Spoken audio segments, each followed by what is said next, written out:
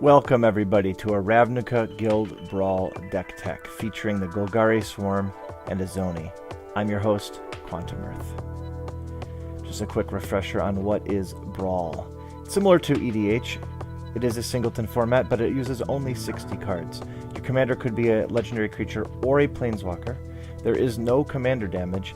This format can be played multiplayer or one-on-one. You start with 30 life, or if it's one-on-one, 25.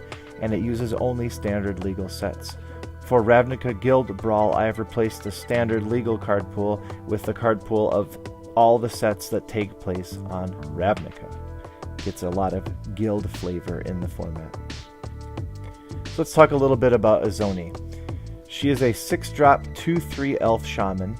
She has Undergrowth. When Izoni enters the battlefield, create a 1/1 black and green insect creature token for each creature card in your graveyard. And then for black-green and sacking another creature, you can gain 1 life and draw a card. So Izoni brings an immediate board presence. She has a sacrifice outlet built into her, which gives you both card advantage, but also enables dredge, which is useful in the Golgari guild. And she's a great engine for some combos that we'll look at in this deck. The first combo is with Savra, Queen of the Golgari. These two are best friends. Because the insects are black and green, whenever you use Izoni to sacrifice one of these insects, you trigger both of Savra's abilities.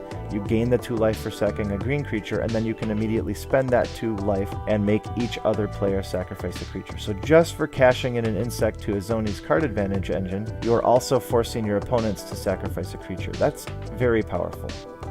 There's a couple other creatures that force your opponents to sacrifice one of their creatures, Slum Reaper and Plague Crafter. So because Savra and Slum Reaper are such an important part of this engine, we're running Dimir Houseguard, which you can transmute to tutor up any 4-drop in your deck. So Savra, Slum Reaper, or somebody like Gerard, who doesn't quite fit with the combo, but he does have a sacrifice outlet on him, so he could be useful. There's a few other sacrifice outlets in this deck as well. Vraska Golgari Queen, her +2 lets you sacrifice. The Woebringer Demon forces everyone to sacrifice at the beginning of their turn. And Elvish Skysweeper lets you sacrifice to just pinpoint target a flying creature and destroy it. Seems very useful.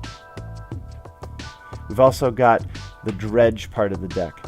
So Golgari Thug is a powerhouse. You put it out for 2 mana, you can sacrifice it to Izoni. When it goes into the graveyard, you can choose any creature in your graveyard and put it on top of your deck. So this is how you can keep returning your value cards from your graveyard back into play. Life from the Loam, another great card. Notable here is that you can cast this even if you have no targets in the graveyard. It says up to 3 target land cards. So I've cast this before on turn 2 just to start dredging. Golgari Grave Troll is a huge beater that's hard to kill, but he also has Dredge 6, so you're happy to mill him into your graveyard. And Stinkweed Imp holds down the fort in the air. We're a little bit weak to flyer, so Stinkweed Imp is somebody we're happy to have on our team. We're going to be putting a lot of useful cards in the graveyard, so we're going to want to have a few ways to get those back. Golgari Finebroker, new card from the latest set, super useful. Find and Finality, it's a board wipe, but it can also get a couple important creatures out of your graveyard if need be. And Deadbridge Chant, besides the sweet art, is also just a sweet card. You mill yourself for 10, and at the beginning of each of your turns, you get a random card back to your hand. If it's a creature, it goes straight into play. We've got a few traditional card advantage engines in here, Beast Whisper and Primordial Sage. Anytime you cast a creature, you'll draw a card. You can use that to draw, or that can be a dredge.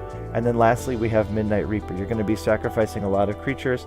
Midnight Reaper is going to trigger, get you a card, or enable your dredge. So plenty of ways to keep the engine churning here. And I absolutely have to mention Gleancrawler, this 6-drop 6/6 insect horror with trample. At the end of your turn, return to your hand all creature cards in your graveyard that were put into your graveyard from play this turn. So any creature you sacrifice comes straight back to your hand. This card is insane. This is definitely something you want to keep on the board. It's going to be a removal magnet. Mausoleum Secrets, the new tutor, lets you find anything as long as its CMC is less than or equal to the number of creature cards in your graveyard. It'll be easy to get that number high enough to find Gleancrawler. We've got Sepulchral Primordial, and we've got Grave Betrayal in here, so those are 7 drops, but Gleancrawler is a must. So this deck is a lot of fun to play. If you like value and if you like combos, this deck is a good one for you. Thanks for watching.